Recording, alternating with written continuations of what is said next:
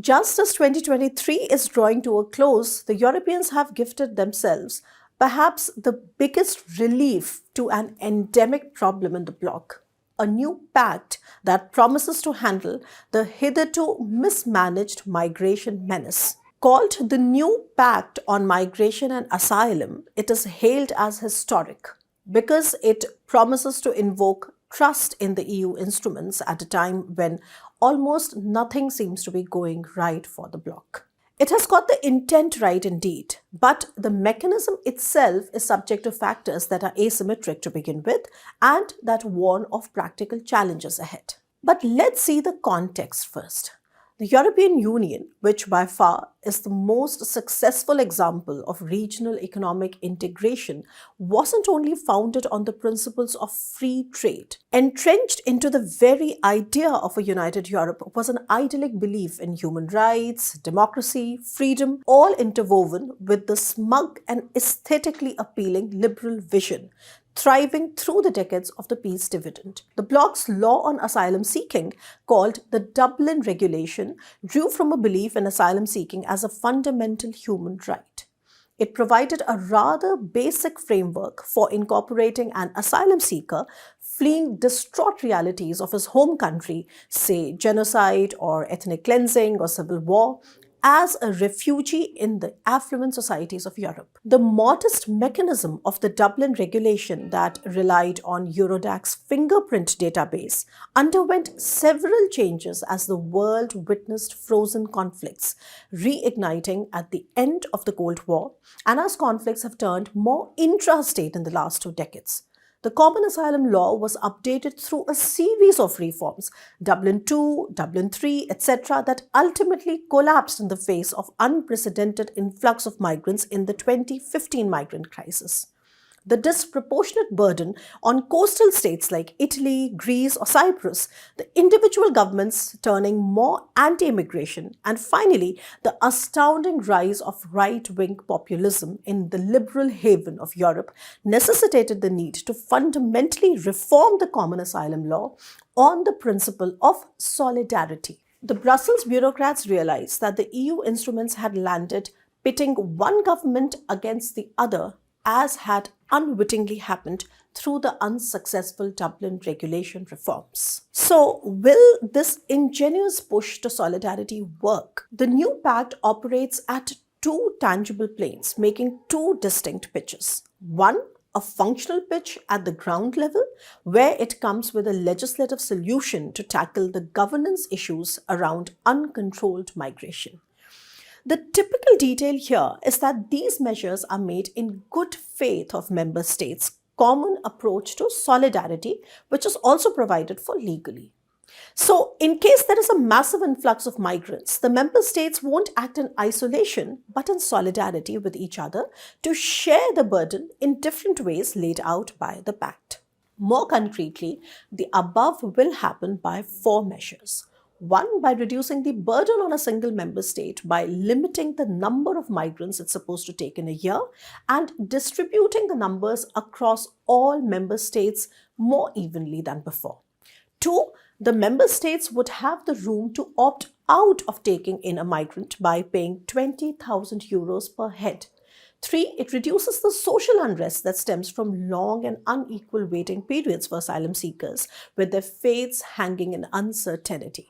Until now, while all of them could not be taken in, they could still not be deported because they would burn their papers and fingertips to erase all traces of their identity. 3, the new pact talks of creating border detention centers so that the in-waiting asylum seekers are not pushed to pitch tents along the roads and end up in chaos and clashes with the local population. Something, if you remember, recently happened in Dublin and more generically all across Europe.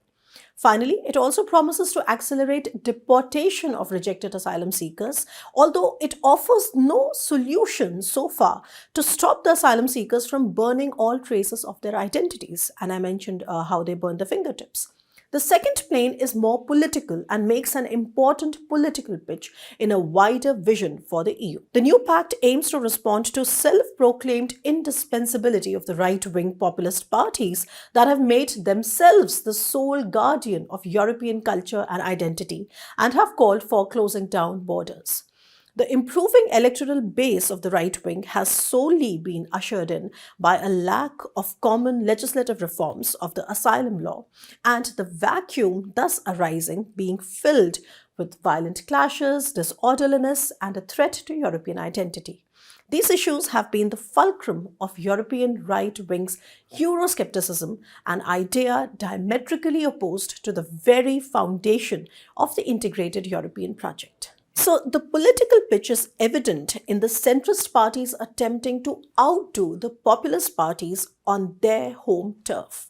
This sentiment was recently made explicit by French right-wing leader Marine Le Pen's comment on current French president and rival Emmanuel Macron's new immigration bill as an ideological victory for the far right. Perhaps Macron, like other European leaders, has realized that the only way to check the rise of the right wing is by checkmating them on what they champion, which is the rhetoric on uncontrolled migration. Even the rightest of the right wing would not know how to substitute the workforce that the migration brings, so that's another matter. But there are more contradictions in Europe.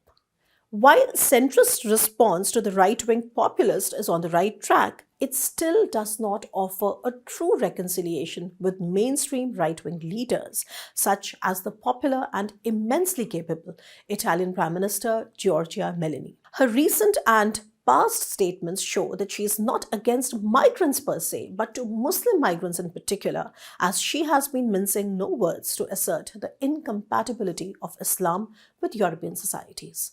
However, it is extremely important to note that reckless and emphatic political statements are a hallmark of populist politics, often until those leaders don't come to power themselves. After becoming the Prime Minister, she has proved her leadership in different ways without crash landing on the slippery terrain of reckless populist statements only. Italy, for the record, has one of the most unnervingly declining populations across Europe. So, unless Europe fixes its demographic decline, migrants are needed to keep the society and the economy going. Europe-wide assimilation of millions of Ukrainian refugees shows that the society has the capacity to absorb migrants. The ponderable, however, is the wariness of being ethnically dominated by sometimes loosely and sometimes pointedly defined the other. The new pact on migration promises a reawakening of the European project to address its biggest internal malady. Various human rights groups have already extended vehement criticism of the new document. Such criticism seems to emanate from a naivety that Europe perhaps cannot really afford right now. Whether the new pact will rise up to the hype and determine the course of the wide quest for reclaiming their identity and societies while struggling with declining populations remains to be seen. I'll be back to discuss this and more. Stay tuned.